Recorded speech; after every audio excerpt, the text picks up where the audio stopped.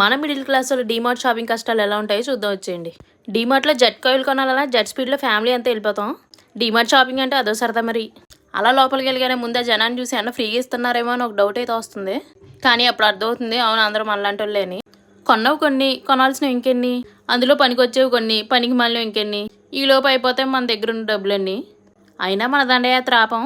గుంపులో గుద్దుకుని మరీ వెళ్ళిపోయి కావాల్సినవి లాక్కొచ్చేయాలి. మా ఆయనకి ఇంట్లో బొచ్చెడు బొమ్మలు ఉన్నాయి, కానీ ఆడితే దేంతోనే వాడు ఆడు. అయినా వాళ్ళ డాడీ కొత్త కొత్తవి ఏవోట్టుకొని ఎప్పటికైనా ఆడతాడేమో కదా అని చెప్పి ప్రయోగాలు అయితే చేస్తూ ఉంటారు. ఏది కొన్నా, ఎంత రేటు పెట్టుకున్నా, ఎంత వెరైటీది కొన్నా వాడికి అన్నీ ఒకరోజు ముచ్చట. నెక్స్ట్ దాని మొహం కూడా దేకడు. అలా ఏదో వాడి కోసం ఒక బొమ్మ అయితే తీసుకున్నాం.